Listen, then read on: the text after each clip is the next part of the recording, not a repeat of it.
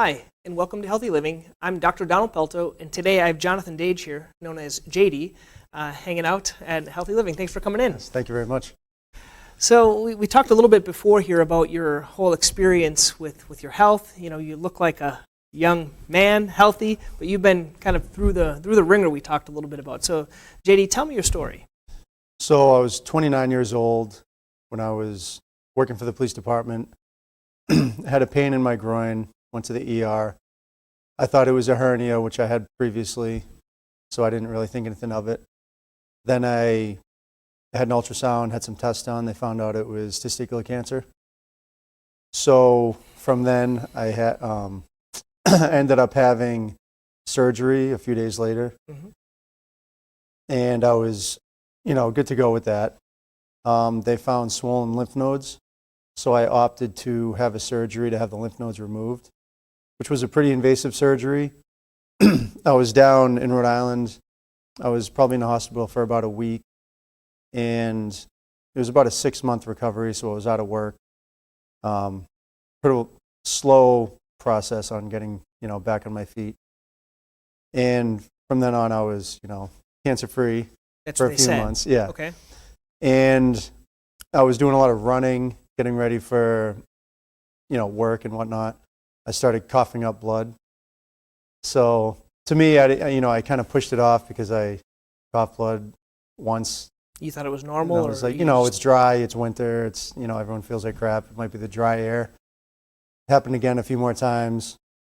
Then I knew something was wrong when I started dropping a few pounds when I wasn't running. So you kind of know your body. I know my body, where if I don't run a lot and eat right, I'm not going to lose weight. Mm-hmm. Whereas in this instance, I wasn't working out because I felt like crap and I was dropping weight, which was a red flag for me. Yeah. So I went to the hospital at St. V's. They did some blood tests and scans, and they found 6 tumors in my chest and lungs. So the testicular cancer, the mixed germ cell tumors, spread throughout the body. Yeah.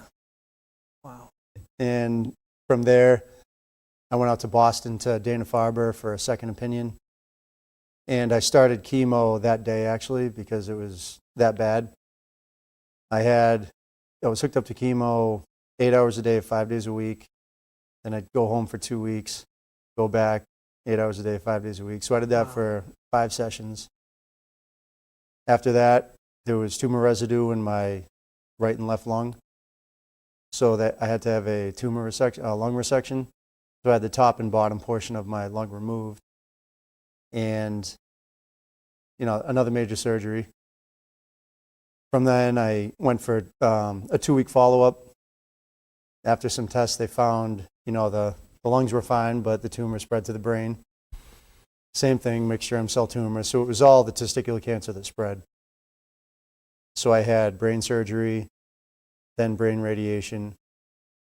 We're going to show them this. Tell us about this picture that they're looking at here. So that was the first brain surgery I had. Honestly, brain surgery was probably the easiest surgery because there's no muscle tissue, where a lot of my other surgeries have been in the stomach or on the back with some muscle, so the recovery was pretty painful. I had surgery on a Friday, and I was home watching the Patriots on Sunday. And yeah, I couldn't even tell. I was looking. Yeah. So after that, I ended up having the left lung resection, so 10% of my left lung removed. Mm-hmm. So we'll show you another picture. Is this one of them? That's the first one, yes. So they went in. It was supposed to be a 3-hour surgery, and my surgeon was amazing at Brigham and Women's. He was on the phone it turned into like a 6 or 7 hour surgery. I was out, I don't remember any of it, but he came in after, all excited because he ended up saving parts of my lung by reconstructing a blood vessel. So he went above and beyond, going out of his way. Because I told him, I'm like, look, I'm an athlete. Like, I'm not a professional athlete, but I don't know if he took my lung out, if I'd be able to run up a flight of stairs or, get back to work after. So he ended up, saving what I had, which was pretty amazing. Wow. That was the first surgery. The second surgery was more of a scope surgery where they removed the top lobe, 10%. Then my oncologist talked about having chemo again, so it was outpatient chemo, not as crazy as the first round. And then, scans a few weeks after that, came back that there was another spot on the brain, same thing, mixed germ cell tumor on the brain. So I ended up having another brain surgery and then radiation. Wow. So within a 3-year time period, I had 10 surgeries, 2 brain surgeries, 2 lung surgeries, 2 rounds of chemo, 2 rounds of radiation, and the first 2 surgeries. And this finished when you were about 32. Yeah. Prior to so 29 is when it began, and I know you're involved a little bit with this group, the 1540. Yes. Because this is, so tell us a little bit about that group and this age range for this type of this isn't that common, but for us men in this age range, it's the most common, correct? So tell us a little bit about that. So I found out, everyone was like, oh, you're young, you're healthy, you have this cancer that keeps coming back. But testicular cancer, the age group is between 15 and 30 years old is the main demographic. So with 1540, I found out after the fact, which I wish I knew about 1540 earlier when I was coughing up blood and losing weight and feeling like crap. I could have maybe caught it earlier. Mm-hmm. But how could you have done that? For people that are, let's say you have someone between the age of 15 and 30 watching this program, what are some of the things they teach? So one would be know your body. I know my body. I know, when you get sick, you feel like crap, and then you generally start to get better. If you, get injured from working out or playing sports, it hurts, starts to get better. So 1540 uses the 2-week rule where you mark in your calendar, okay, 2 weeks from now, my shoulder is messed up. I don't know what's wrong with it. Go to the doctors. See what they say. And sometimes people just want to hear that they're all right. Yeah. But with 1540, it's be your own advocate as well. So, and that's happened with some of the members of 1540 where they've pushed, no, I want different scans or I want different, whatever Tests, done. And it comes back that they have cancer and they caught it early enough where it doesn't get to the crazy level of 10 procedures. And So catching it could potentially have been there years before or months before? Yes. Okay. So, yeah, obviously, in my eyes, everything could have been a lot worse, but every time I had a diagnosis, it was always, there's a light at the end of the tunnel. It went to your brain, we're going to do brain surgery, then do this, or you have it in your lungs, we're going to do chemo, then have surgery. So it was always, all right, let's do it. And my oncologist, Chris Sweeney, he's been amazing the whole time. From when I had him from when I had the 6 tumors in my chest and lungs. Mm-hmm. And the first thing he said was, let the healing begin. And that's when he kept me in, and he's been with me, the whole time. Wow. And your experience then, I guess we could talk about some of the institutions, such as like Dana-Farber, I think is where you went, where a lot of people go in the Boston. You live in, or you work in Worcester here. Yes. What's your job? Tell me how it's affected your job. I think we talked a little bit about the implications for people dealing with this in terms of their jobs. I've been a police officer for 13 years in Worcester. I live in Worcester. And I work day shift emergency operations. So when I was out of work, the city was luckily enough we had sick bank. So I was out of work, but still covered under, because I was sick, I was still getting paid. And how long were you out of work total, approximately? Like 6 months? It was over 6 months. And it was, I was out of work for 6 months the first year, and I was back to work for a couple weeks. Then had the lung resection, so I was back and forth, but I think all in all, almost close to a year. Wow.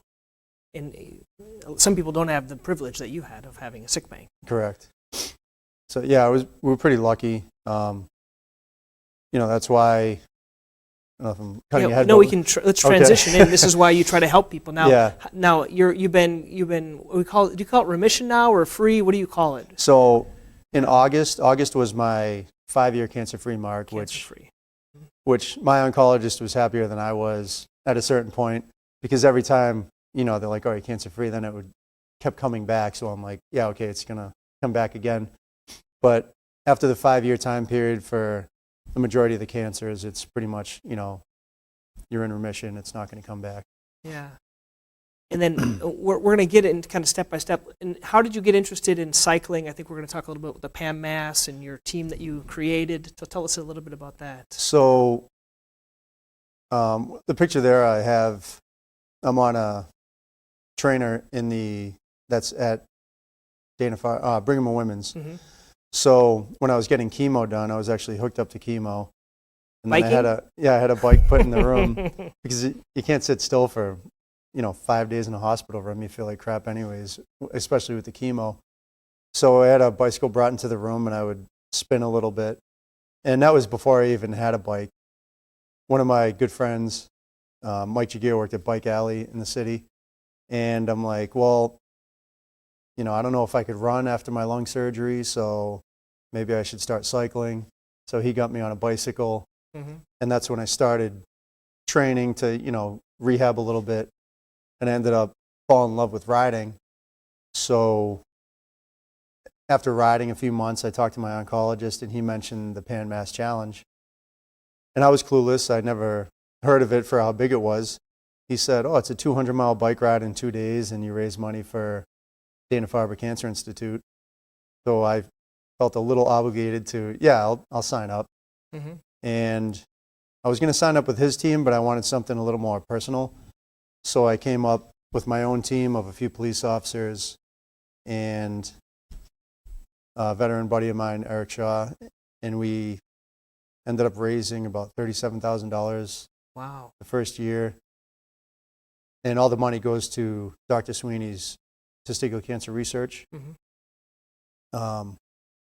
And the weekend of the Pan Mass is amazing because you get about 5,000-6,000 riders.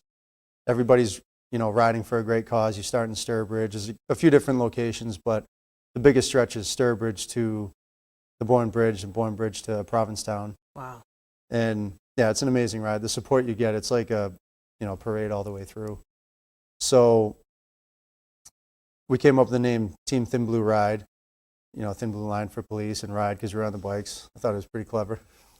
So we There's your flag. oh yeah, that was a trip in Iceland. I try to take that everywhere just to, you know, show where we've been and kind of all the accomplishments we get. Mm-hmm. So yeah, now we actually 3 years ago we turned Thin Blue Ride into a 501c3. Okay. So we raise money for military vets, first responders, and their families when they get diagnosed with cancer. So, you know, somebody tells us their father's sick, their kid's sick, who's a police officer, a veteran, or falls in that category. We have fundraisers and sell T-shirts and whatnot, and we just cut the family a check to help out with co-pays, with, you know, the mortgage, whatever they need. Yeah. Some people that are vets that aren't in the same category as Worcester might not get paid if they're out of work, or a lot of trips to the hospital. Mm-hmm. You know, so Mm-hmm. that's how we try and help out directly, as opposed to giving to a bigger organization. We'd rather, you know, Help them directly. yeah. Wow. And up to this point, you said you've helped about a Probably about certain number of people. maybe 10 different families Mm-hmm. between, you know, kids 1.5 years old and other police officers as well. Yeah. There's a picture of this young little guy here. There he is. He's Yeah, got your Marco. little, Yeah, Who's he's in that? remission now. That was a police officer's son, so we ended up getting him a team shirt, which he loved, and he always loves coming to our golf tournament and selling raffle tickets and whatnot. But yeah, he's doing good now. yeah, it's great. And where do you see this nonprofit for the future? Just getting more people involved, getting volunteers, getting donations, planning for the ride. You guys do everything. Yeah, we still plan on doing the Pan Mass this year. Mm-hmm. It's a little harder for us. A lot of people that do the Pan Mass work for these big companies Mm-hmm.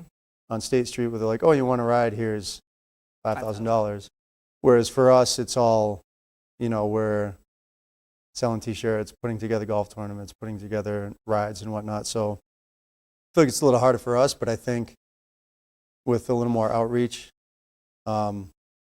we could get maybe corporate sponsors or something along those lines to help with the bigger picture, trying to do the Pan Mass again, because we'd love to do it, but it's a lot for us. Yeah. Several years ago, there's a group picture of us. We ended up raising about $40,000 for Dana-Farber, but that left Thin Blue Ride, almost in the red, but to help, families directly. But we're still giving to Dana-Farber, which is great. Yeah, yeah. And if people are interested in learning more about Thin Blue Ride, and yes, I think you mentioned maybe people that could be corporate sponsors or people that are in Worcester that maybe don't even know it exists, because a lot of people don't know it exists. How can they learn more? Is there a website or? Yes, we have thinblueride.org. We're working on getting the kinks out of our website to keep it more updated. Yeah. I'm usually on thinblueride@gmail, or if somebody wanted to email, and on Facebook and Instagram under those names as well. Okay. And can they ask questions too? I think you mentioned you field some questions periodically. Yeah, just because of kind of been through the ringer, I've had a lot of phone calls, and I'd love to answer any questions for anyone that's going through any type of treatment or has questions about where to go. The first thing I tell people is go to Dana-Farber, go to Brigham and Women's or Mass General, go to Boston. Yep. And from there, just from what I've learned is it would be, if somebody tells you have cancer, it's you don't expect that when you go to the doctors. Yeah. And your head's spinning, and the doctor tells you all this stuff, and you leave the room and you're like, I didn't write any of that down, or I didn't ask any questions. Yeah. So there's different tips that I've done, like maybe write down 10 questions. This is kind of after you get the diagnosis, but it's good to have somebody go with you because of family member, a loved one, so they could help with those questions as well, because you might not think of it, but all right, well, if you're going to start chemo, are you going to be out of work? How are you going to be feeling?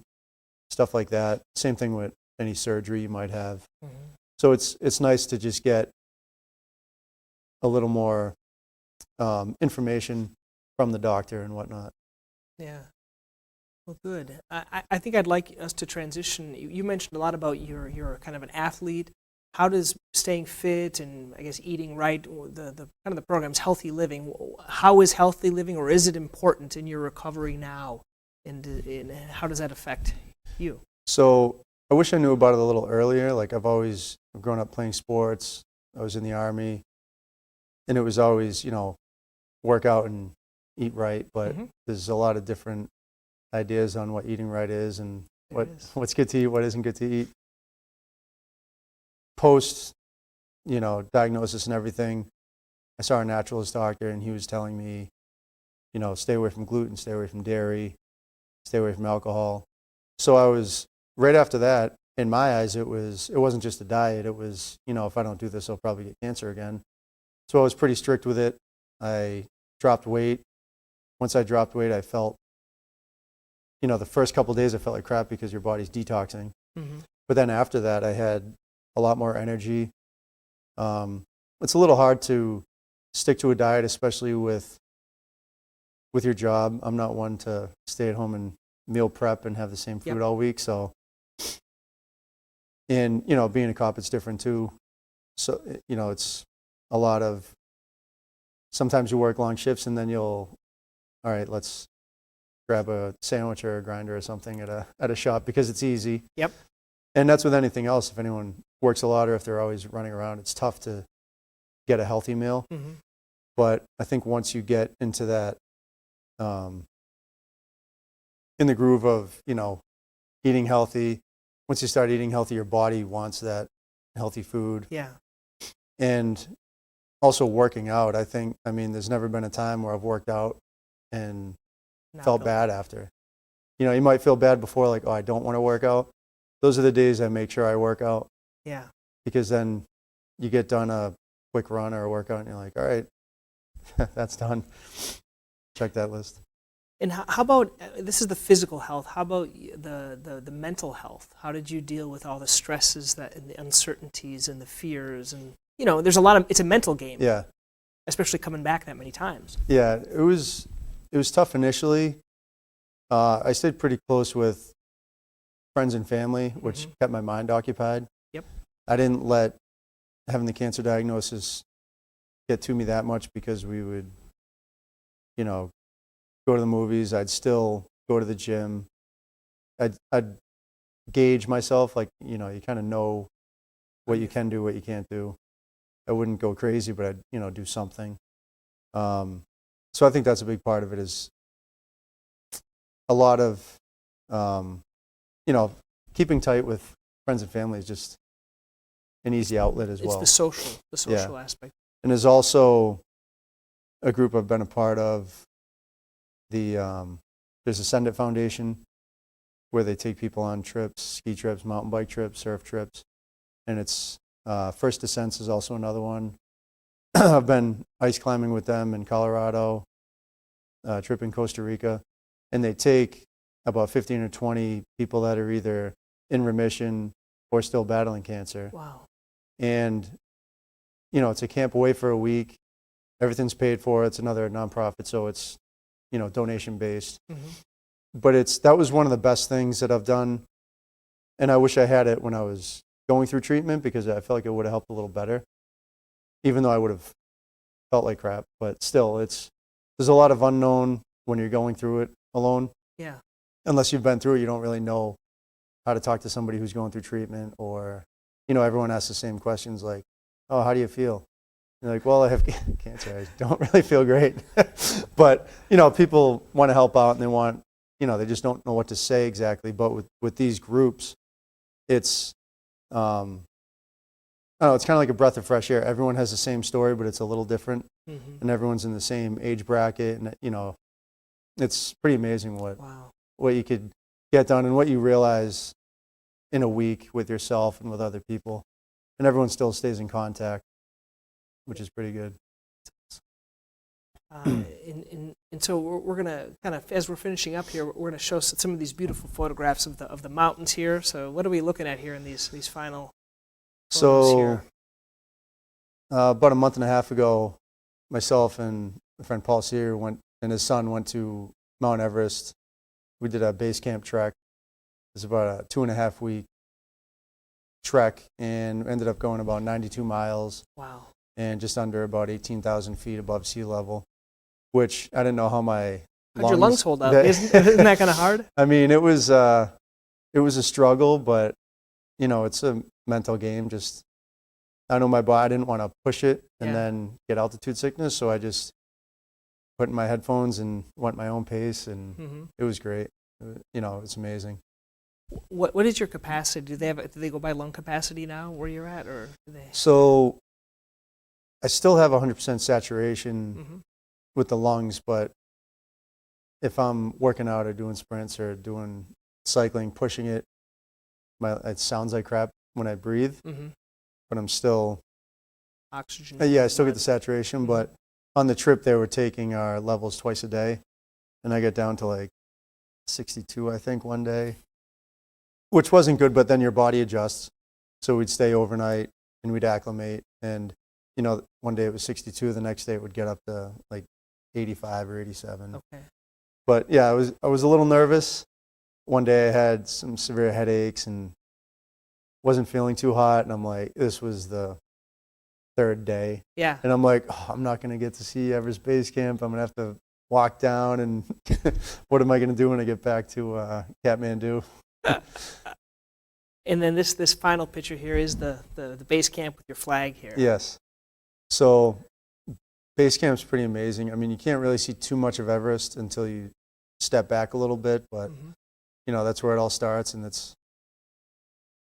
I think it's an amazing place. Actually, one of the girls I went to Costa Rica with, she ended up passing away. So with First Descents, everyone had like a string bracelet, so I ended up taking that off and leaving that at base camp. Wow. Well, thank you for sharing your story here, JD. Oh, thank you. And so, once again, if people want to learn more, what are the couple of the sites they could go to get more information about your organization and what you think is important? So you could go to thinblueride.org or Thin Blue Ride on Facebook, Instagram, and everything goes to my phone, so I can answer any questions or very good. take any phone calls or anything. Okay. Well, thank you so much, JD. I appreciate it. Thank you. Hey guys, thank you for watching Healthy Living. You're going to find a few links here I'd like you to click. One is to subscribe to this channel on YouTube. Also, you can learn more. There are some videos here you can see.